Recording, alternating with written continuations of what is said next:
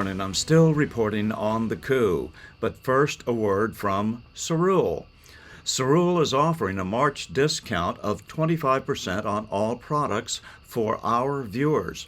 Beth and I have been taking Cerule products for 72 months now, and we still highly recommend them. Why? Because most of them are uniquely based on concentrates from marine sources, either saltwater or freshwater. No other supplement company does this. Cerule's lead product is Stem Enhance Ultra. It is based on ingredients found only in the pristine waters of Lake Klamath, Oregon. And Cerule is the only major provider with harvesting rights. From these waters, Cerule concentrates their exclusive, patented ingredients, Stem Enhance and Mesenchyme, to create the only product with clinically proven results to increase the number of adult stem cells circulating in your bloodstream. This is your body's self-repair system. Adult stem cells are unique because they can turn into brand new heart cells, skin cells, muscle cells, brain cells, liver and kidney cells, virtually any cell in the human body. When I need something repaired, I think Stem Enhance Ultra because it's the only product that dares to claim it increases the number of circulating adult stem cells. But that's just one product of many Cerule products which we will feature this month because Cerule is offering our viewers a special 25% discount on all products with a 30-day money-back guarantee. Just use code SAVE25% at checkout. Just click the link below to see for yourself. 2 days ago, the new president of El Salvador, Nayib Bukele, spoke to CPAC. Bukele was reelected to his second 5-year term by what some claim is the biggest electoral margin in world history, winning a staggering 87% of the vote. Sunday's election, however, was not without a major glitch. Electronic transmission of results mysteriously stopped in the wee hours of Monday morning. Shortly thereafter, the Federal Election Authority asked all polling stations across the country to manually record their results by taking photographic or scanned evidence of the records before sending them in. During his first 5-year term, Bukele took on the violent gangs which had a tight grip on his nation, resulting in the highest murder rates in the world. Now the crime rate has plummeted, making El Salvador perhaps the safest nation in the Western Hemisphere. The point is, good leadership that is tough on crime can turn a nation around. Bukele gave an address to the enthusiastic crowd at CPAC, and please watch the whole thing, because he mentions elements of monetary reform which have already impacted that nation's economy towards the very end. Dear Matt and Mercy, thank you for the kind invitation to have me here at CPAC. It is truly an honor to be here just a few days after our presidential and legislative elections, which, by the way, they pulverized the opposition. Yes! Yes! They say globalism comes to die at CPAC. I'm here to tell you that in El Salvador, it's already dead.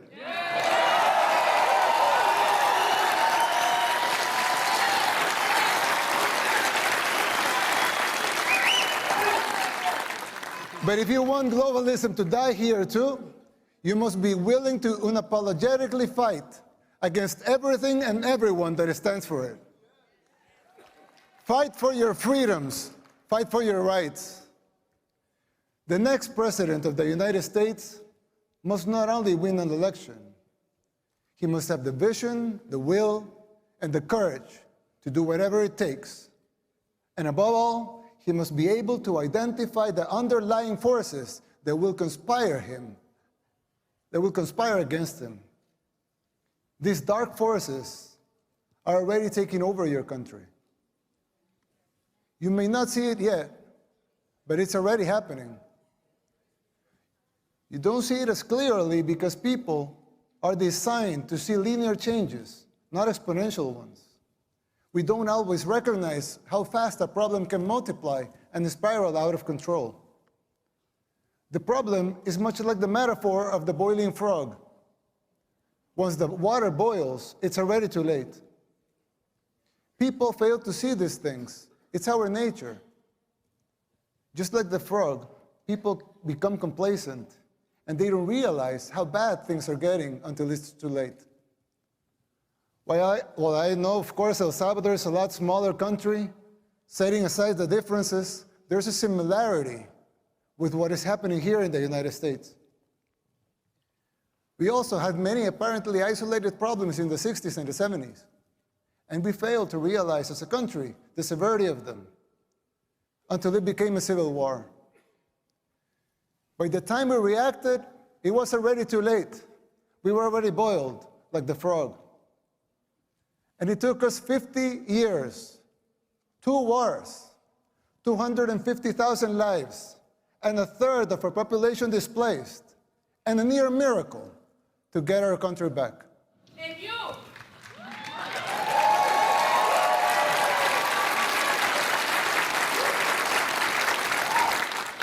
As your friend, I want to issue this warning so you don't make the same mistakes we did in the 60s and the 70s.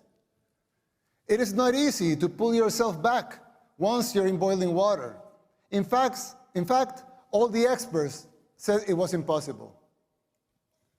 And besides, you don't want to wait 50 years and maybe hope for a miracle to get out of hell. You can still jump before the water boils. Some might say I'm exaggerating, but we can clearly see the signs of a declining society because our own hit rock bottom decades ago. It's like when we see someone getting sick. First, it's maybe just stomachache, or a headache, or a small fever. But if you don't deal with the disease, it will only get worse, and then it may be too late. Even after our first war in El Salvador, we failed again to look into the signs of the second civil war that was coming, the gang war. After 1 million people fled the first war, a lot of them came to live in ghettos here in the United States, where the gangs were formed. When former President Clinton deported a lot of those gang members without telling us they were gang members, they were criminals. They roamed free and recruited young people, thousands of young Salvadorans, to join the gangs. At first, they seemed like petty criminals, but they began to change and transform until they became the unscrupulous terrorists that we know today. Most of them even perform satanic rituals, and this has been well documented. The government back then didn't deal with the disease, nor did the next administration, nor did the ones after that. The disease that had begun with mild symptoms got worse and worse. It became a cancer that seemed incurable. We are already seeing these symptoms in the United States. Big cities in decline like Baltimore, Portland, New York, just to name a few. Places where crime and drugs have become the daily norm, and even accepted and promoted by the government. How many young people have you lost to the streets of Philadelphia or San Francisco, to fentanyl? Did we see these apocalyptic sights 15, 10, 5 years ago? Can you imagine how it will be in the next 5, 10, or 15 years? The same thing was happening in El Salvador. In the span of less than a decade, gangs took control of all the country and our society. They evolved into a parallel government, controlling elections and even political parties. Every aspect of the daily life of most people was controlled by the gangs. Murder capital of the world is a tragic title to hold. Getting rid of that was the bare minimum we had to achieve in order to even start thinking about rebuilding our country.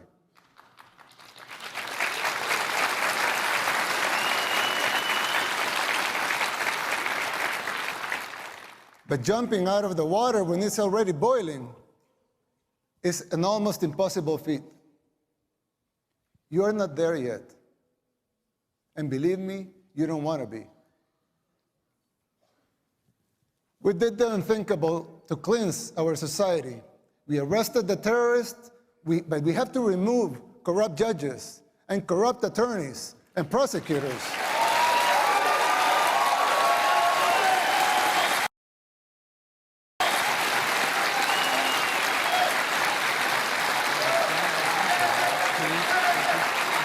Thank you. Thank you.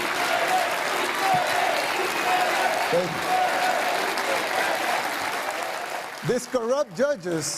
These corrupt judges and prosecutors were setting the gang members free. And Nancy Pelosi. And it wasn't just the gangs. The corrupt system worked in tandem with the so-called international community, the NGOs, and of course the fake news, just like it happens here in the United States. Unelected bureaucrats are trying to instate public policy. Who elected them? They don't have a democratic mandate. If they want a seat in the table, they should run for office. Let the people vote. It will not be a pretty sight for them if the elections are free and fair.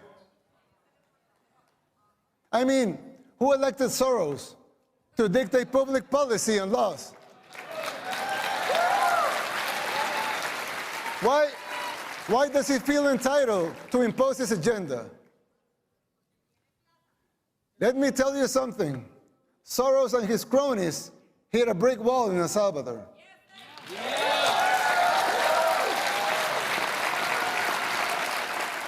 Thank God, and all the glory be to him, Salvadorans are now immune to his influence. No one believes his lies anymore over there. We just had free and fair elections. And we won in a landslide with more than 84% of the vote.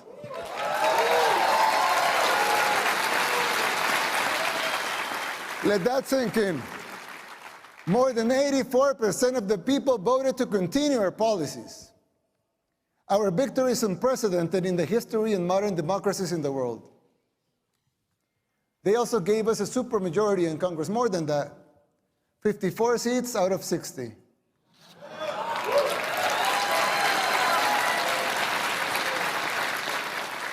"57 if we count our allies.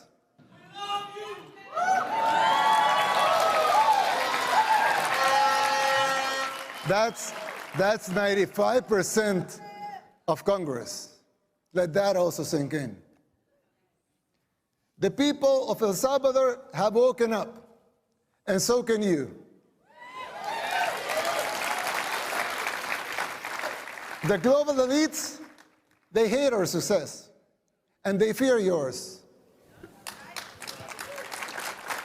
The people's free will to choose their leaders is something they despise because they cannot control that.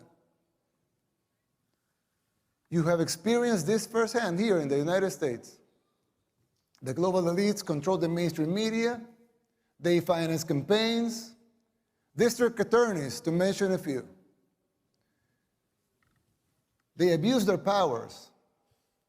They persecute political opponents. In El Salvador, we don't weaponize our judicial system to persecute our political opponents. A practice that may sound familiar to you, but we don't do that there. And who's the dictator? The global elites in the media, they work in conjunction, they run some stories and publish them, same pictures to reinforce their agendas. You're no strangers to that here in the United States. We deal with that in El Salvador too. That is the free press that they talk about? Please. I always criticize the defenders of institutionalism. Not because I don't think strong institutions are paramount and necessary for a democracy, but because I find them very hypocritical. They don't seem to have the same standards for themselves as they are trying to impose on others.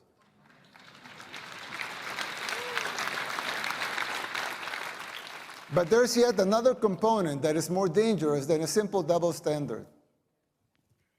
Institutions were created to serve the people, and not the other way around.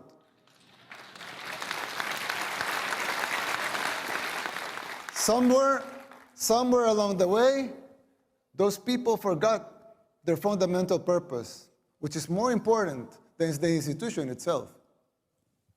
When the judicial system was created, it was created out of the necessity to bring justice. But now, it seems like survival and control of the judges, of the AGs, among others, are paramount. And the need to bring justice is merely a little more than an afterthought. Another example, the police was created to bring law and order. Let them seek law and order then. But now some of them are even afraid to do their job because they fear the consequences for doing it. They should be encouraged to fulfill their foundational roles without fear of repercussions that distract them from their missions.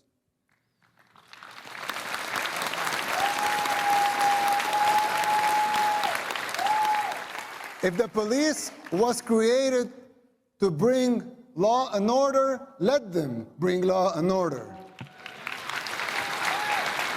If the judicial system was created to bring justice, let them bring justice. Let them protect their purpose at all costs. Same goes with the press. Let them be free. A democracy needs a free press. But to enjoy that membership, you must adhere to your duty as a reporter. Report the facts. Don't be a puppet of those who finance you or finance the organizations that you work for.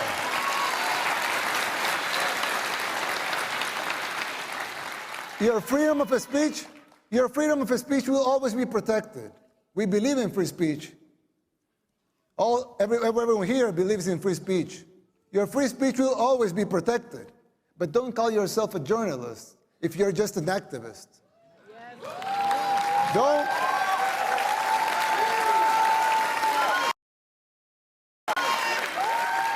Don't call yourself independent if you depend in open society. Sarah's NGO for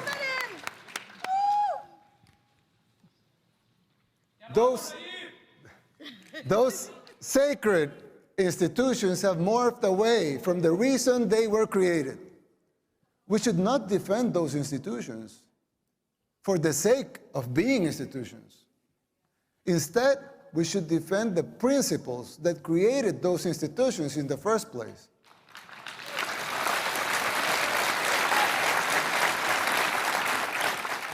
It's troubling to see that this is happening everywhere. Not only in El Salvador and the United States, it's happening everywhere. But even here, in the United States, in the most powerful country in the world, even here, it's happening. America should listen to these words, not because the El Salvador model should be replicated here, but because these specific examples apply to any nation that has lost or is losing its way.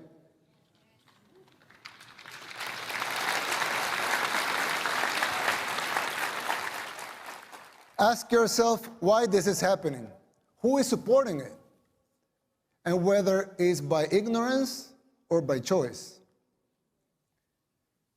And fight it. Fight it with all your heart and soul, and be the beacon of hope.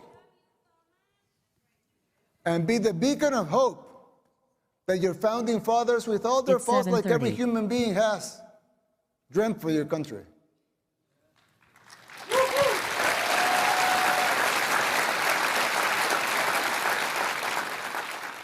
Fight for your freedoms, for your rights. Fight for the original purpose of these institutions and not their mere existence. It's still not too late. It can be done. It is time to erase these new paradigms that have been imposed in the recent years that make no sense. If you just free your minds from those invisible chains, you could do it.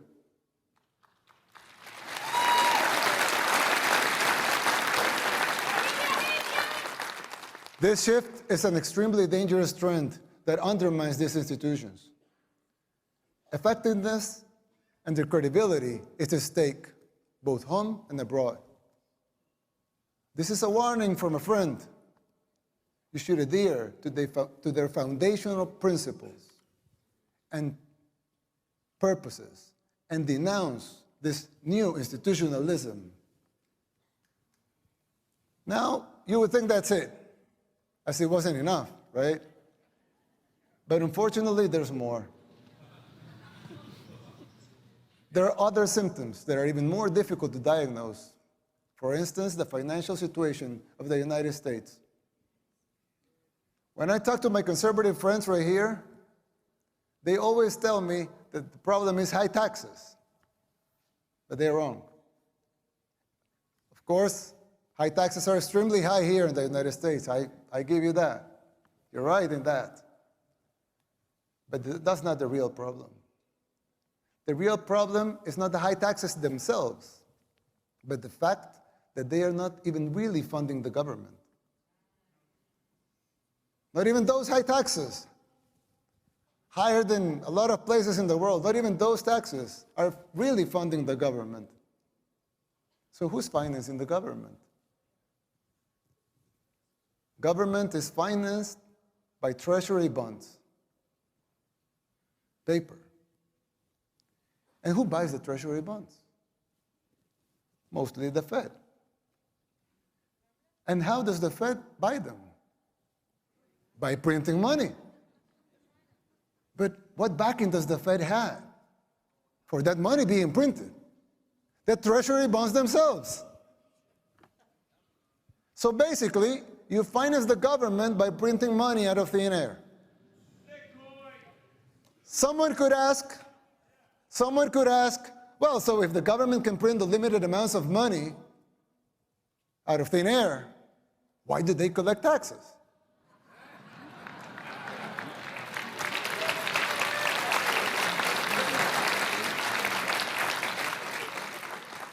I mean, in theory, it would make sense, right? If they can print unlimited amounts of money, why would they need taxes for? The answer is simple, but it's very shocking. The real problem is that you pay high taxes only to uphold the illusion that you are funding the government, which you are not. It's shocking, but it's true. The government is funded by money printing, paper backed with paper, a bubble that will inevitably burst. The situation is even worse than it seems, because if most Americans and the rest of the world were to become aware of this farce, confidence in your currency would be lost, the dollar would fall, and the Western civilization with it.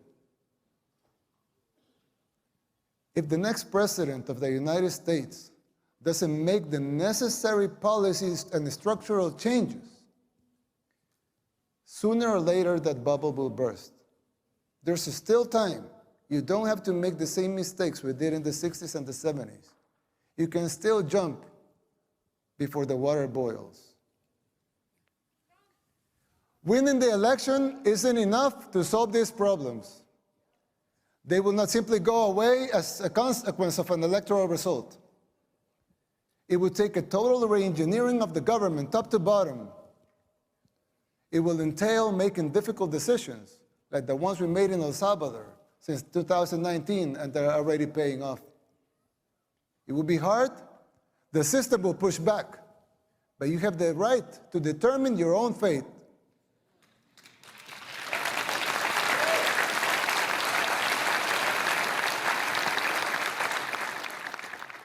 Salvadorans did the same. The decision for the direction of our nation was ours, and it continues to be ours. We didn't tolerate being told what to do. In doing so, we did the unthinkable. Against all adversity, we transformed El Salvador from the most dangerous country in the world to the safest in the Western Hemisphere.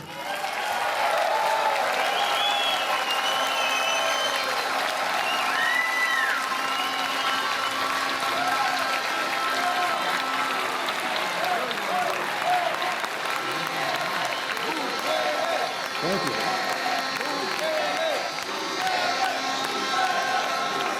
Thank you. We did it by defying the global elites. We told them no more. And that is my message to you. Put up the fight, because it is, in the end, it will be worth it. It has been for us, and you will have your country back. May God bless you. May God bless the people of the United States. May God bless El Salvador and the future of both our nations. Thank you very much.